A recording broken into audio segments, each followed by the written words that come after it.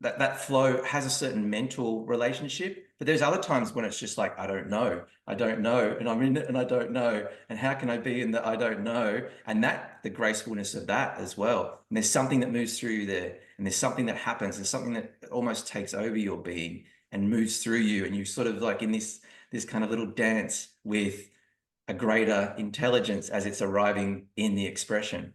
Welcome to the Spiritual Artist Podcast. This is Chris Miller. I invite you to join me as I interview artists from a variety of disciplines. We'll share powerful stories and lessons learned while making their art.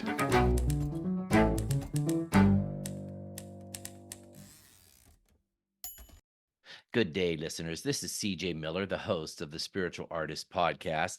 It is starting to be winter here in Dallas, Texas. It's chilling down, and I just got back from my retreat, my fall retreat, earlier this week. It's only been a week. I can't believe it.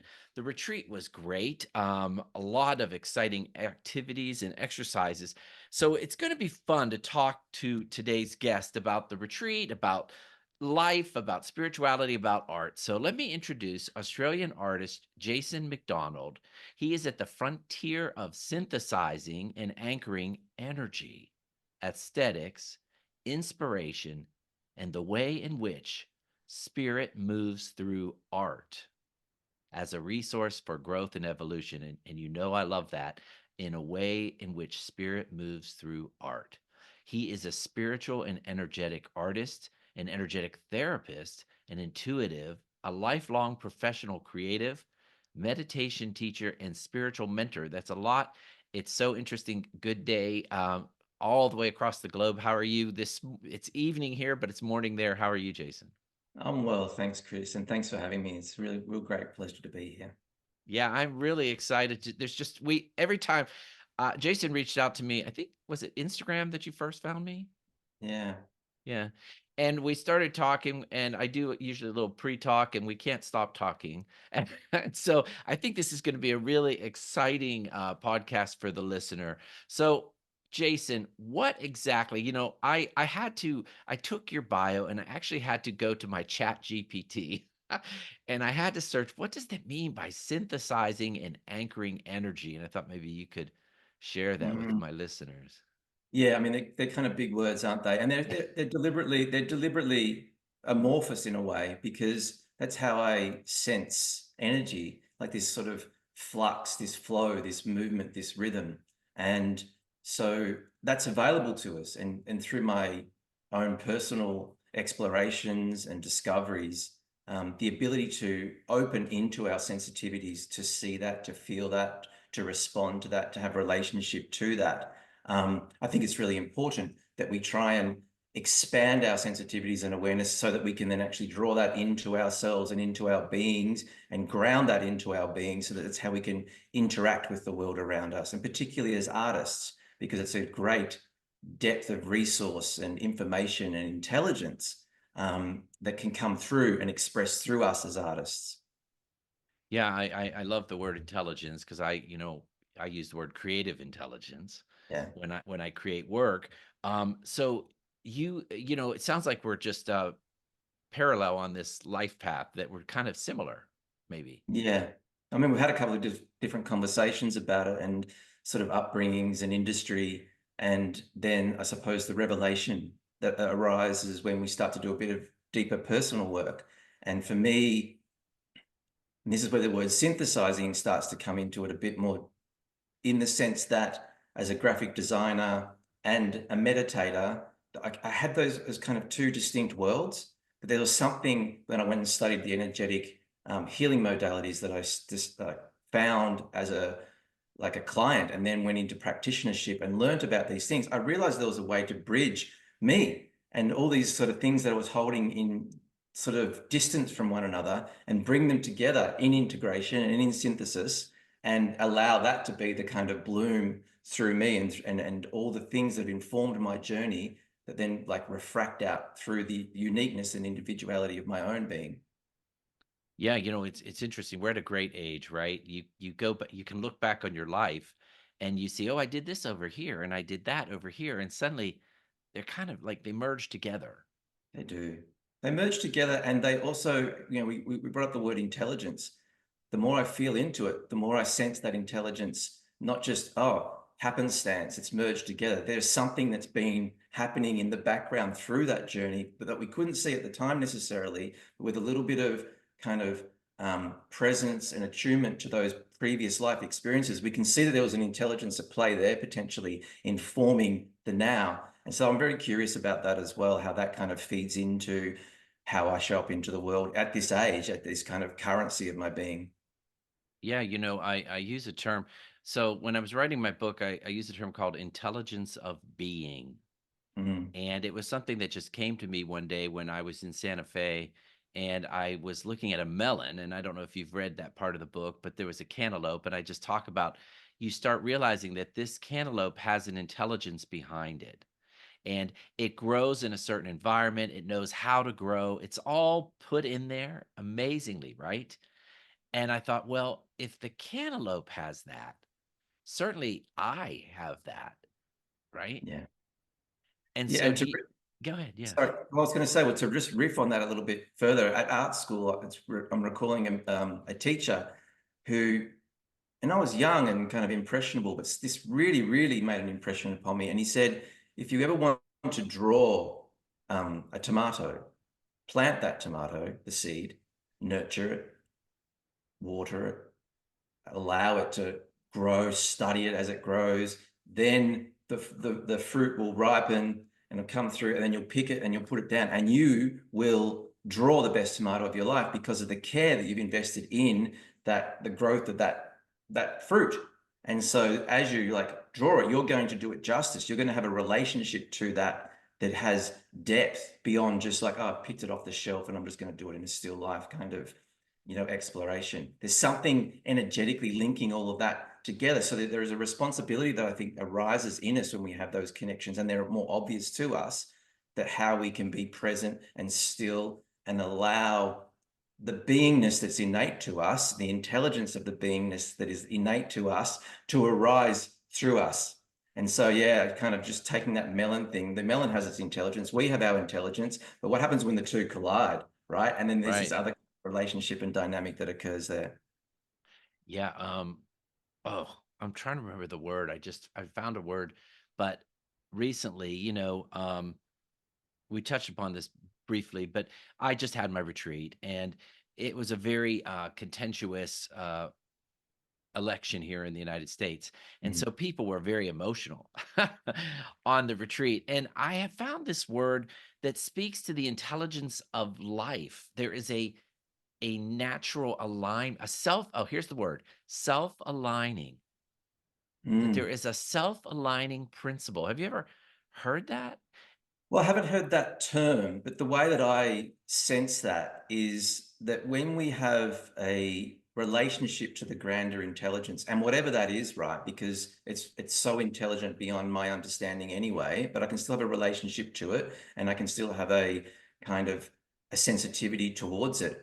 But it is grand, and there is an architect there that is beyond my conception and understanding. And so that actually allows me to be more humble, and in that humility, I don't necessarily get pulled into the artifacts of the mechanistic life that we live, the kind of materialistic life that we live, the kind of spikes of political sphere, or the happenings in our community. And yeah, sure, we're human and these things are around us, but there is, in that intelligence and our ability to have an openness into that intelligence, there's something there that sort of is a still point, I find, that allows you to be less swept away. And I think that's a practice. And through all my years of meditative contemplation and practices, that's still something that's brewing through me.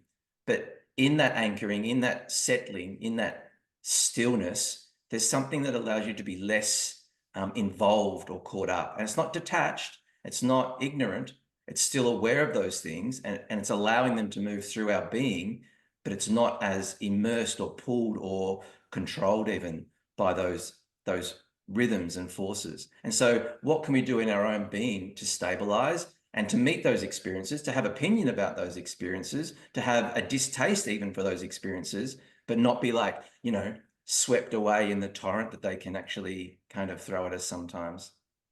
Yeah, it's interesting, isn't it? It's this fine tuning. And I had a friend of mine that was very distraught about the election, and I said, I'm going to surrender to that self-arranging principle. Mm. That it's beyond me. It's beyond my individualized intelligence to know all. I can't know everything. And so I'm gonna just step back, like you said, and center in myself, because that's all we really can do, right? Well, Is that's where we can take authority and power in a way back. I don't particularly like the overuse of the word power, but there is a sovereignty that can occur when we take self-responsibility there and sit in ourselves, and that is a like an energy within our being that can sustain us through some of those other kind of more turmoil type situations. right. I think a self-authority is a is a Mm. great word, and like and some people say, oh well, that means you're ignoring it. And you're right. No, we're not, you're not ignoring it. You see it, but I love this. I love my favorite term this year has been hold it lightly. I see it going on, but I'm Mm. just going to hold it lightly because all that is mine to do, what is mine to do is this circumference of who I am and making sure that I center in peace and love and that I approach the world in that connection to what I call a higher power when I'm making art, when I'm talking to you, and like we were just talking about, even on the retreat, that's what my goal. That's what my whole goal was for 4 days, is to sit in that place for those people, to hold that space for those people.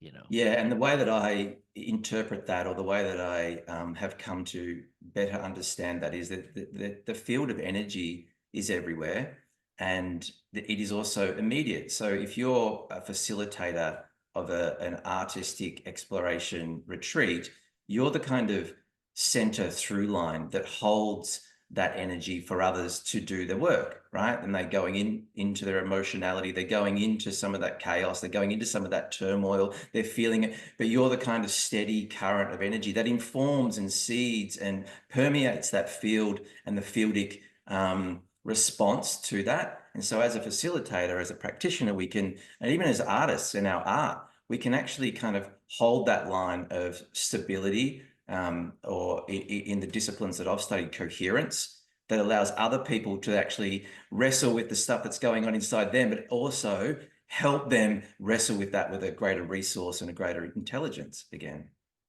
Oh, I love that. I love what you just said, and I love how you said with your art too.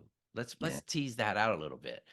So, like when you go into the art studio, how do you do that? How do you hold that centeredness?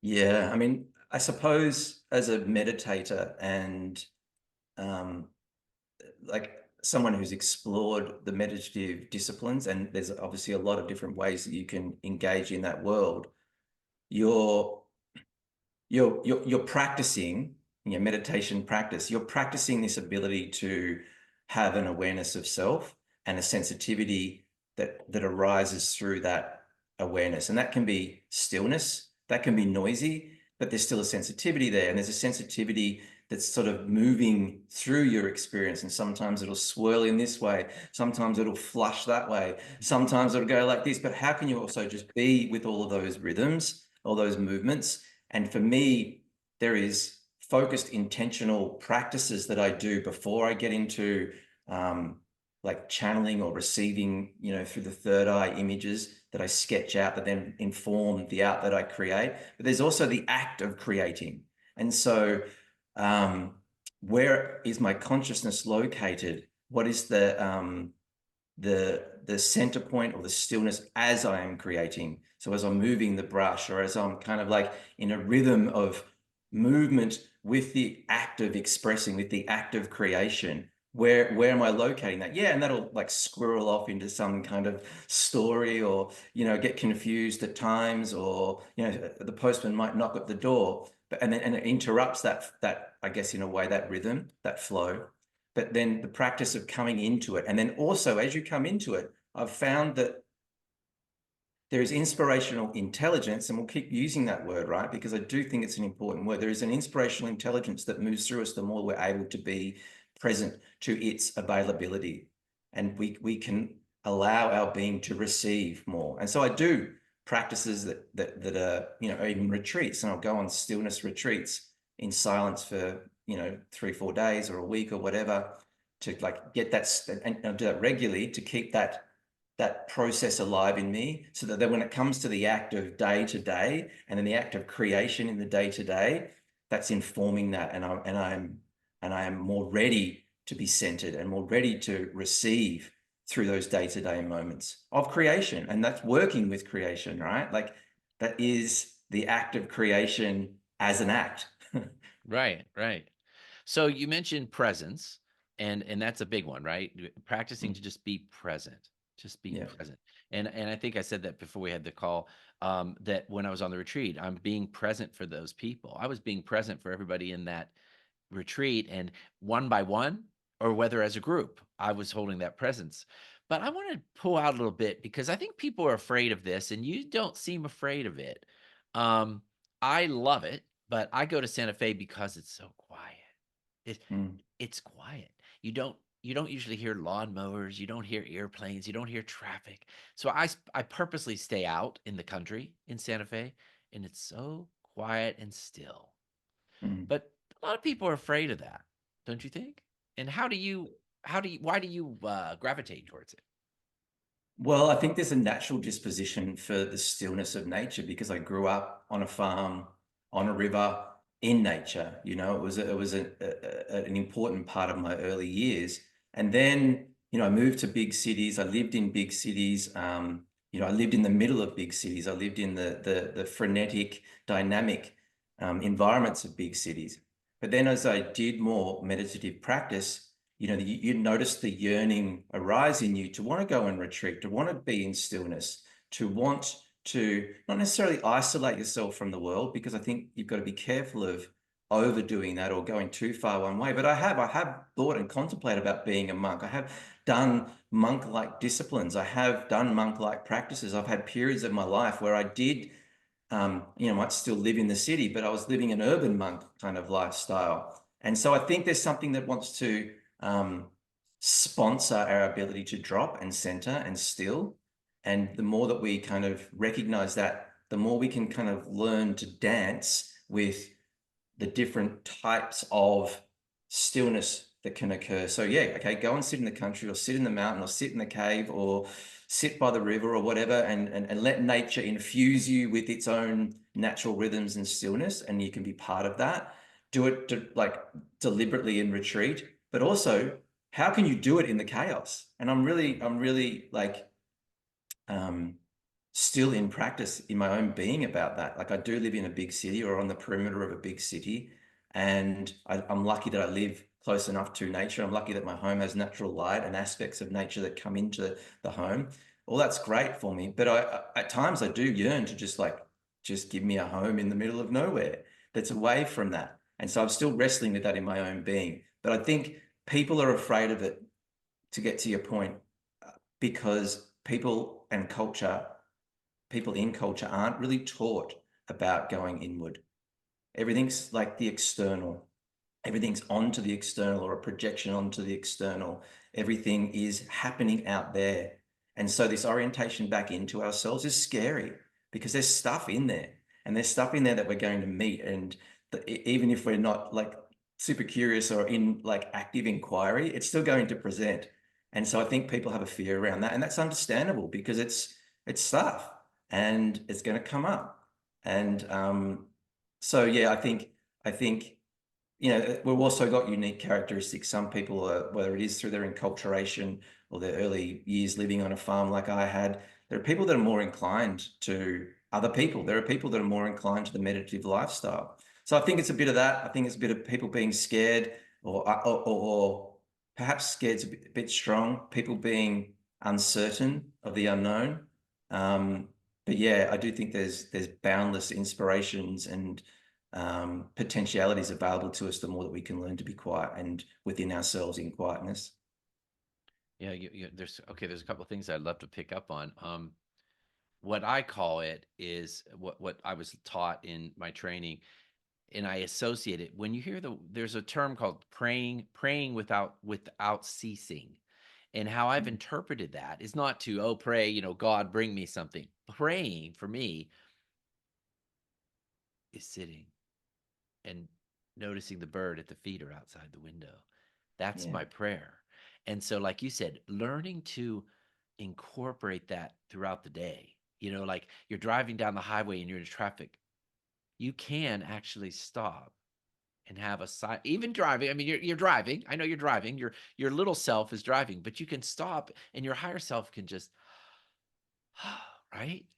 And Yeah, just and I love this idea of prayer. There is a prayerfulness in how we can respond, relate, interact with, interface with life. We can have a prayerfulness in it. And as someone who's done a lot of heart-based meditation and taught it for a little while, the ability to have prayerfulness that is genuine, that arises through the heart as an expression back into life. So you can be in the traffic and you can have the person next to you in some kind of chaotic road rage. How can you meet that? How can you meet that with prayerfulness? How can you meet that with kindness? How can you meet that with compassion and care and sensitivity towards that other person? So prayer is available to us, and our ability in prayerfulness is available to us to connect back up again, and then allow that intelligence, again, the word intelligence, to support and resource us in every moment.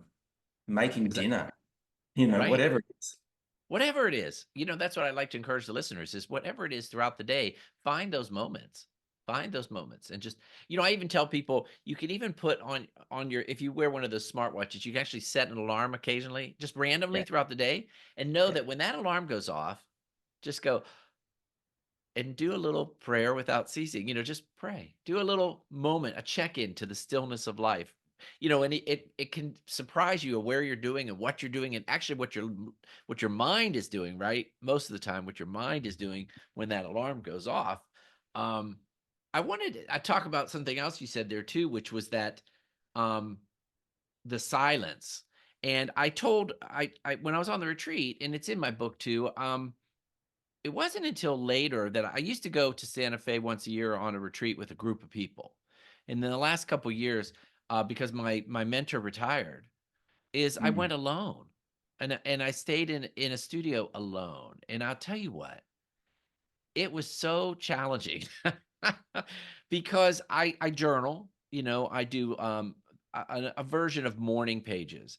And I told my the people on my retreat recently, it was so funny. At 8:30 I would journal, "Oh my gosh, life is so wonderful. The wind is blowing, the willows outside." And then at 9 o'clock I'd be like, "Holy hell, why did I do this? I'm all alone and I have nobody to talk to." And and I'm not a good artist. And then at 9:20, oh my gosh, I just did the most incredible painting. And literally, what silence or being alone forces you.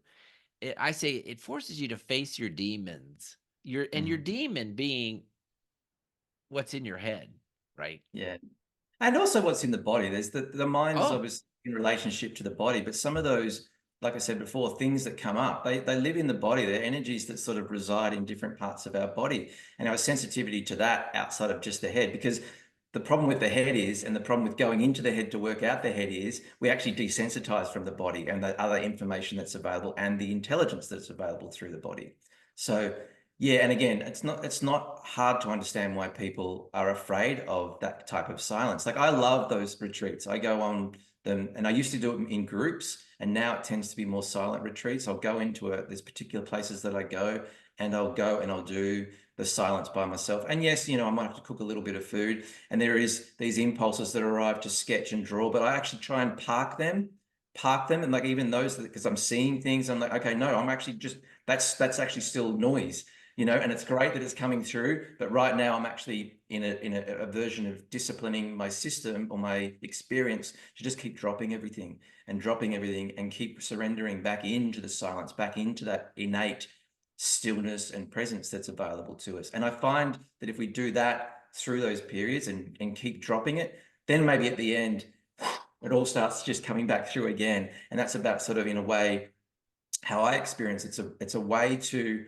um, open the vessel and prepare the vessel so that in the day to day, like the morning meditations that I do, or the afternoon meditations that I do, or even as I'm just sitting down in nature, that conduit of inspiration is available. It doesn't just happen in retreat moments. It's happening, like you say, in the day-to-day moments. And the more that we practice that and make that more expansive through our life, the more that sensitivity starts to like build into life. And then our reciprocity, which is a word that I love, with life starts to become far more dynamic and actually meaningful.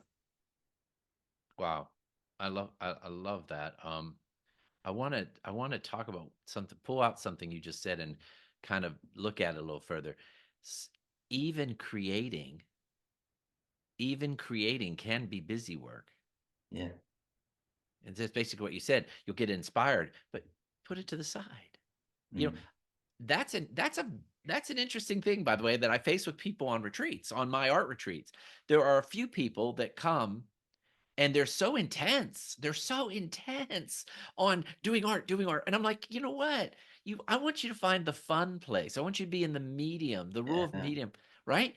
But because that's also how do you say it? A justification of who you of A contrivance is what I would say. It's a contrivance of our being because people get pulled into through their enculturation, through their upbringings, they get pulled into needing to create artifacts for reason, and that misses the point of some of those playful energies that you're referring to. And when they're available to us and there is no outcome in expectation, there is no, I'm going here and the energy that pushes us there, that actually takes us out of the other things that can actually more naturally flow through us and arrive through us. And so I think culture has a bit to own and take responsibility for, that it architects or it pushes or it drives people in very specific directions at the expense of having this grander field of awareness or this grander field of experience that can include playfulness. And then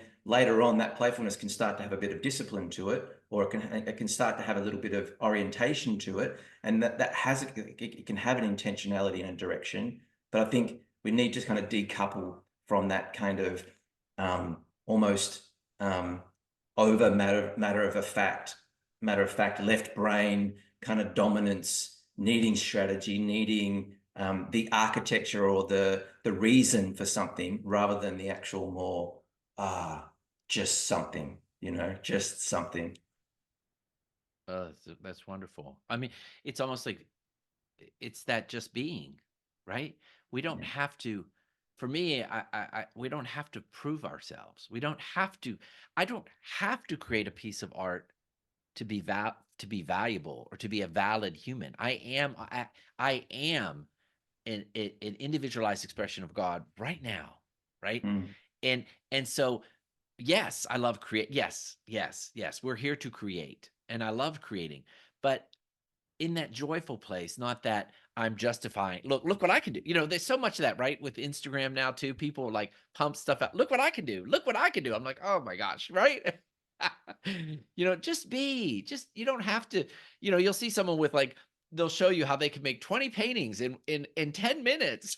And I'm like, hey, just so I love how you say that. And I call that, let's talk about that a little bit.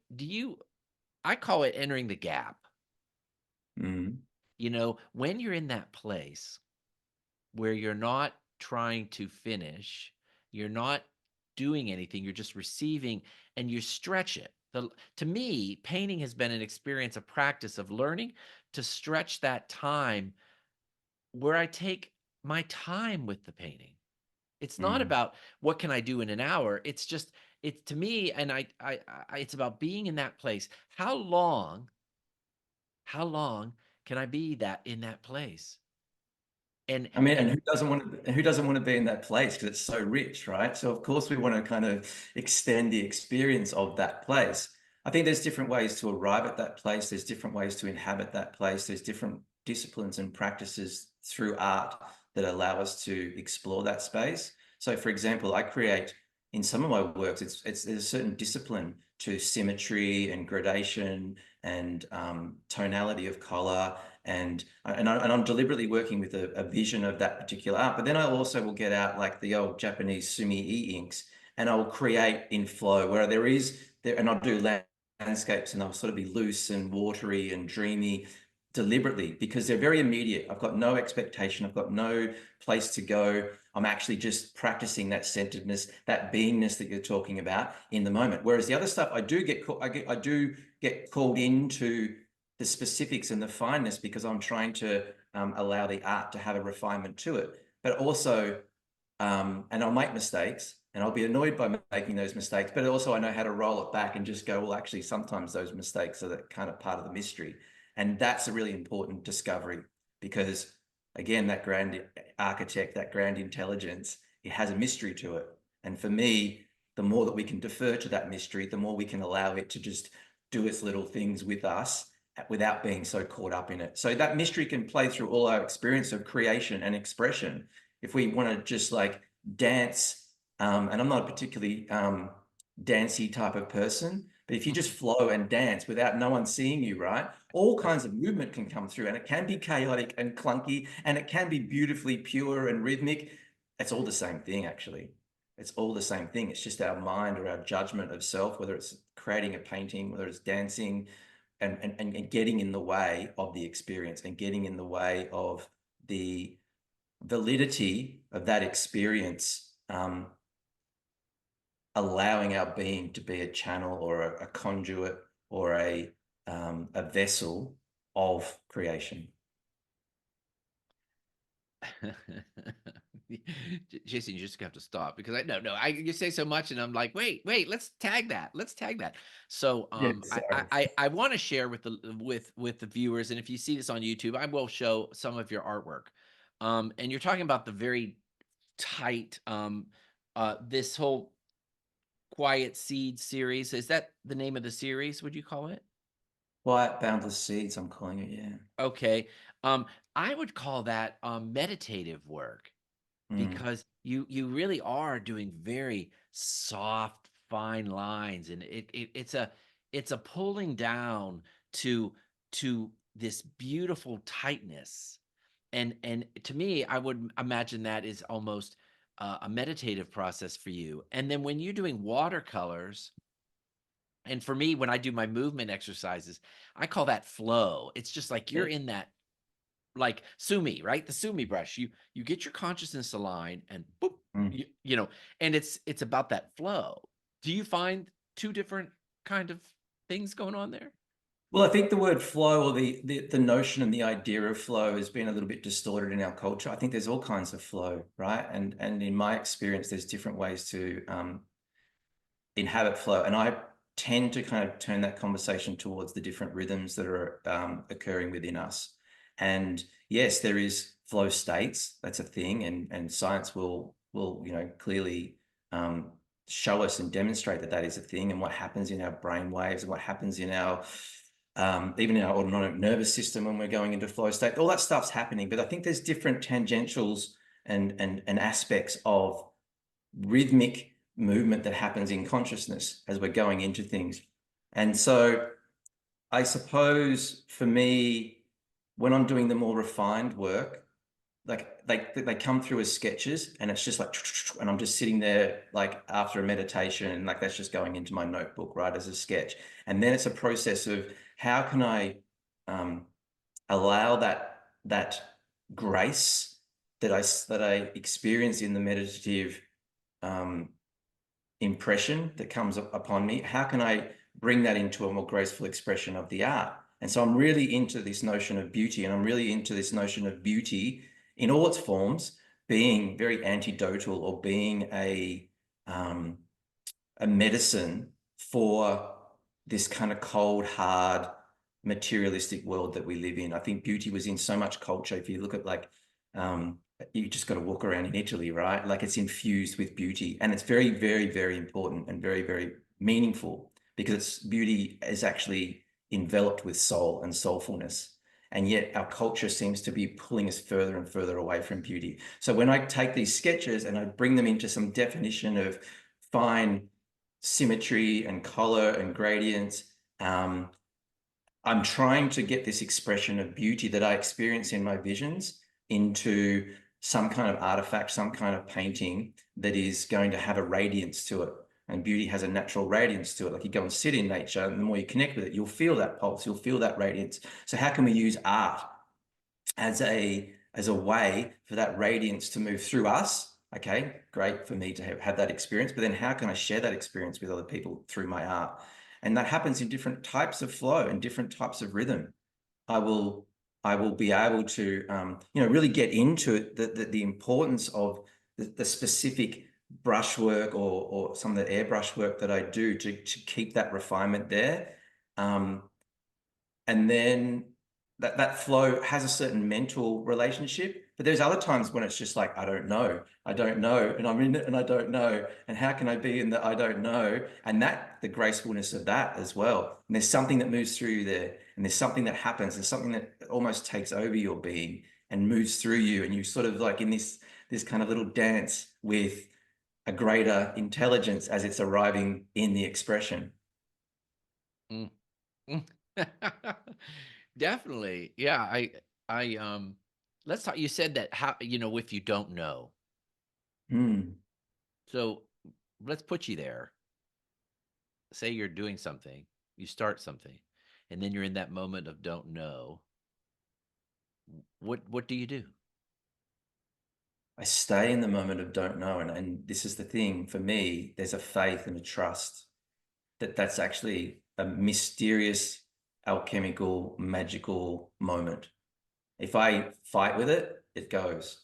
But if I stay with it, you kind of lift into it and your being lifts into it and it presents into it. And then that seems to me, in my energetic sensitivity, it seems to me like that alignment, that lifting into it, that preparedness to be in more trust, something then actually opens up and you get more flow and then it takes over. And that's kind of a flow state, right? Or a rhythm that is occurring where those divine intelligence or those levity type energies that I refer to or talk about, those levity energies move through us and you're the conduit and that's happening. And you're in this kind of like incredible dialogue because you're aware that something's happening and you're watching it happening through you and you're not sure how it's happening, but you're the person that's making it happen, but you're also the person that's not making it. And so there's this kind of this really like Yeah. incredible relationship and dialogue that's occurring as the watcher, as the experiencer, as the doer, as the being that's doing the being. And so you're just kind of like you kind of that then seems to surge, not a joy necessarily, sometimes a joy, but it also surges or it opens another type of inspiration, which then allows me to trust the next time it happens. It allows me to have more faith in that as a process. And I think this is really important for artists because the work that I've done with artists is that people have the inspiration taps, they turn on, they turn off, and oh, where's it gone? And oh, I don't have it anymore. It's always there, right? And so for me, I think one of the great recommendations that I have through my own experience is to the more you trust and have faith in it always being there and showing up into it being there, the more it will actually start to be a more of a constant flow or rhythm through your artistic um, sharings. Yeah, You know, yes. And not only that, yes, but it stretches into your whole life. It's exactly. not right. So it's a practice, right? It's a practice. And you keep practicing how to get to that place where I love how you said it to the watcher, the doer, the beer, the channel of it. But what I've realized for me, which is really interesting, is I started learning it in the art studio. But Mm, now when I've been doing public speaking and I do a rough outline of what I'm going to say. I have a rough outline, but I just step into that place. I call it, I call it stepping into God or stepping into spirit. And I just let it happen on stage, which is really, rather ballsy for little Chris because it's terrifying, right? But I just do it. You just, It's also entirely natural. It is ballsy because our culture tells us we're supposed to have scripts and we're supposed to operate off those scripts. Drop the script. Like this is a conversation. I don't know what I'm going to be saying. You don't really know the questions. no. There's movement, Well, there's flow, right? There's an intelligence here. And the more that you have faith and trust in that, the more it will sponsor itself into greater existence, is how I've come to understand it. So it is in my conversations with my partner. It is in my conversations with friends. It's in the conversations that are clunky sometimes with with people. You know, there is this ability to have and some people call it a channel. I just call it a reference into something that's wise, or a gnosis, a wisdom that allows us to keep trusting and trusting that there's something that's in that connection. And yeah, okay, sometimes be amazed by it, but also don't get too lost in the amazement all the time, because that'll pull you out of it, because you're just like overblown by it. Just be it, right? Just be it and practice the beingness of that. And it is in everything, in It's in it. every encounter that we can have. And going back to what, and when I went on the retreat, that's what I do. I prepare, but then I go and I sit down and I sit with this group of people and I'm present. I'm present. Mm. I'm still. I listen to what they're saying, and suddenly I go, "Oh, these people need to hear a meditation on this." And Yeah, I it mean, arrives. It arrives. doesn't it? I don't know what I'm good. And sometimes I'm like, what did I just say? Right? Mm. What just came? But I do it. And they're all, it's moving, and they hear it, and it shifts them. But did I plan it? Did I know? No.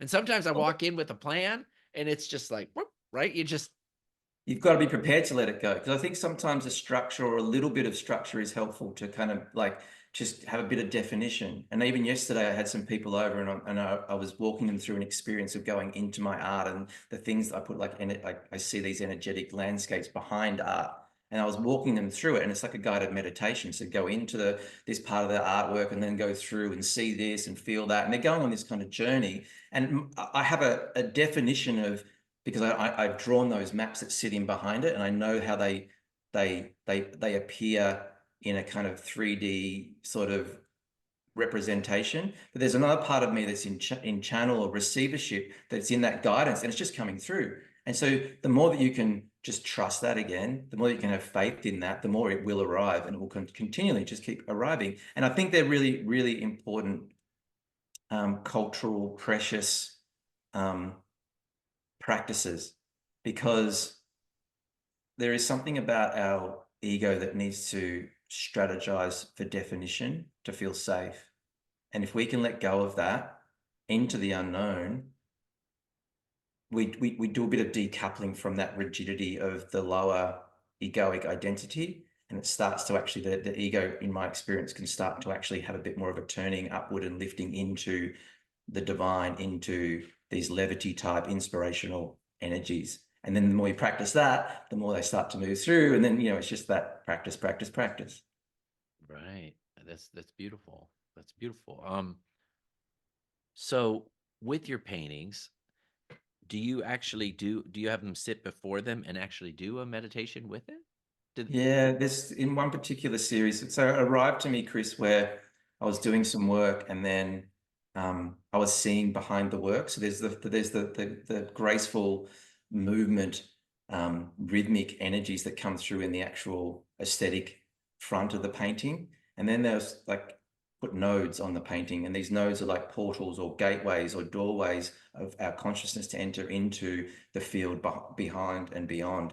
And what I'm really interested in and exploring and playing with at the moment is how our left and right brains interact with one another. We live in a world where the left dominates as a hierarchy over the right, and it actually should be the other way around, where the right is actually afforded the space to expand and feel and sense, and the left supports that, but we're actually got it the other way around. So I'm trying to play with my art about where we can give the left something to work with, right? Like these energetic maps that I create, and the form and the story and the guidance, but the right's actually flourishing. The right part of the brain is in the realm of sensitivity and imagination and inspiration. And it gets like to spread its wings. And so those guided journeys give the left something to do, it gives the mind something to concentrate on, and it gives space for the experience to be more expansive. And you could call it a shamanic journey, you could call it a conscious journey. I don't know really what I'm going to call it, but to me, there's something in that points to the perspective that art can be more than just an immediate, oh, okay, that looks nice. There's actually something that we can have an encounter with the living and lived experience of engaging with art. So for example, if I look at your work, I can feel, when I see the movement of what you're doing, I can feel you in that work, right? And so how can I in my presence and in my even if I'm just looking at a digital representation of your work, how can I tune into the artist? How can I tune into the intelligence that's moving through the artist in the moment of that artist's expression? That's all available to us. And I think great art will do that. Great art will pull us into itself and give us um, or remind us of the opportunity that we have to dialogue. And that's just art, right? But it's actually, again, it's in everything. It's in everything. But I It think art has a moment or an opportunity to um, present to us the moment to pause and still and reflect on that and then go into that so that we can actually then bring it out into life. So yeah, my art is really deeply exploring the way that we can use art. And this is why I say synthesizing and anchoring the energetics that I sense in my own perceptions through my art into the opportunity for the viewer to have greater experience of art and greater experience of self because of having this living, interactive, dynamic relationship with whatever art. That could be watching a dance, or it could be watching a flower bloom, or whatever it might be. You know, the creative expression is in everything. I'm gonna have to ponder that what you just said. That was pretty interesting. So you Mm. just took it into nature, didn't you? Um, Well, what? nature's so you know, coming back to this word intelligence, excuse me, nature is like profusely intelligent. It's in everything. And you know, you can look at that from a sacred geometrical pattern type perspective, or you can look at that from the the way that the wind might just blow a sort of a stalk. You know, there's rhythm there, there's motion there. Like it's our ability to just have beyond our immediate senses this dialogue with it. It's all there in nature, even what some people might call ugly nature. Like it's still there. And yes, there's different tones, and that it becomes a conversation about all the types of tones and more sensitivity about being able to experience those types of tones. But yeah, I think Einstein said that, you know, look to something along the lines of look to nature to find all the secrets of the universe. And yeah, nature and my relationship to nature has been a great teacher. Mm, I could tell you, I'm. There's so many things you're touching on, but I that's something in the that's on my plate. I actually, uh, am working on my next book, and it's about nature, which is very interesting. So I want to go back to what you said because there's so much here. But you talked about when we talk about making art, you were talking about the perceiving of the art. But I like to tell my students this as well. You know how we you talked about being in that space of I call it the space of possibility, right? Yeah, yeah. And it's that the gap. And what I think is the more you practice and the more you're willing to step into that space, the more, and I know that authentic, I feel like your work is. It's authentic in the sense that it's authentically you.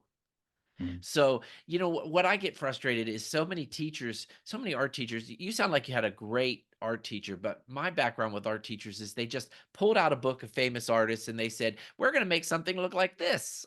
And you know, and it was so outside of who we were.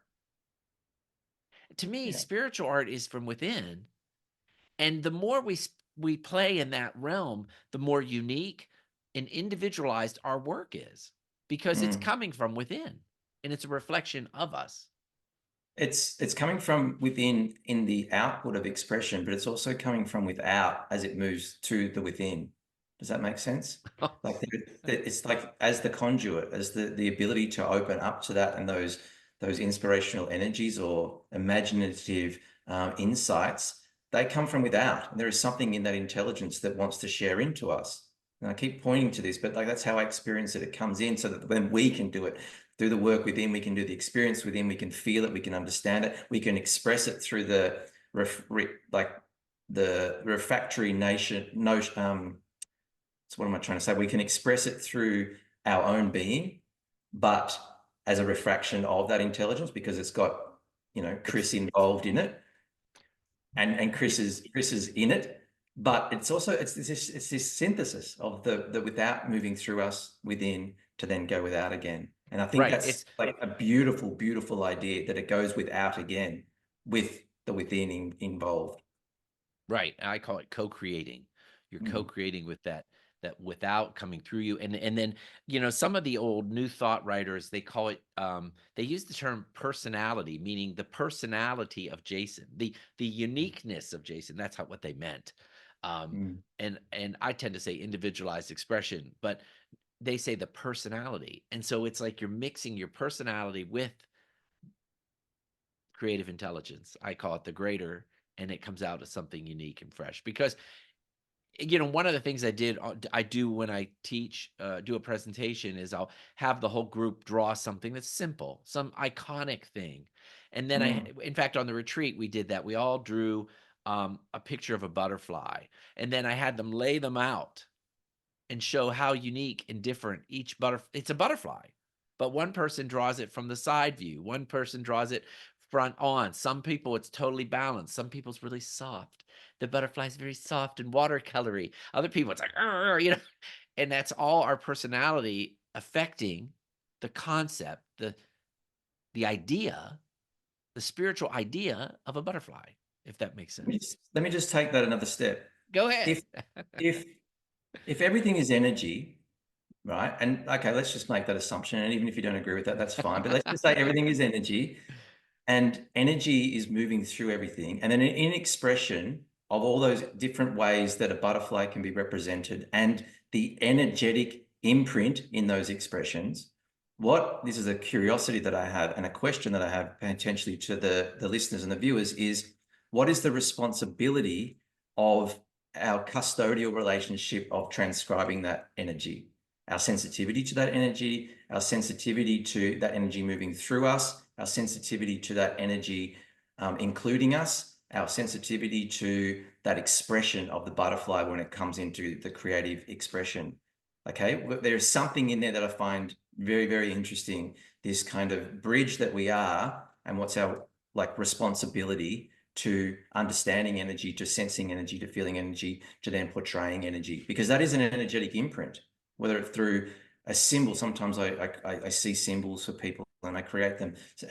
That's an energetic artifact. And so we can be throwing anything down onto paper or bringing anything into life. But what's our responsibility to the energetic transaction that we are involved in? And I've had great, deep curiosity in that.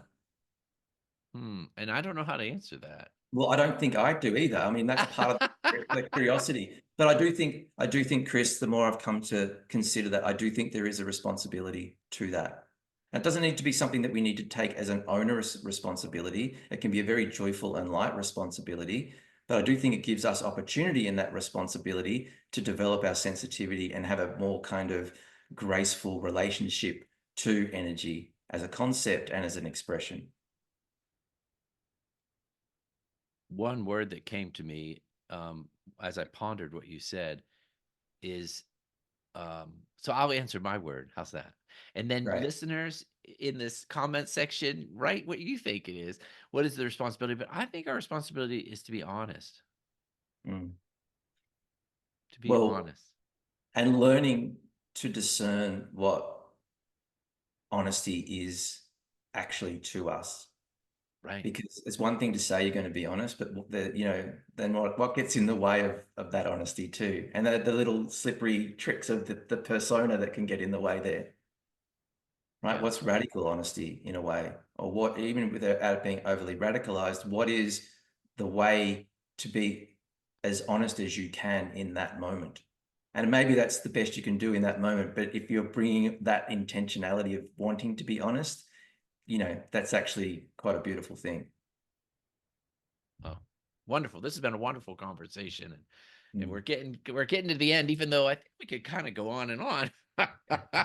So, is there anything else you'd like to share with the listeners that we haven't talked about? I mean, about yourself, if they want to I suppose, contact you, go ahead.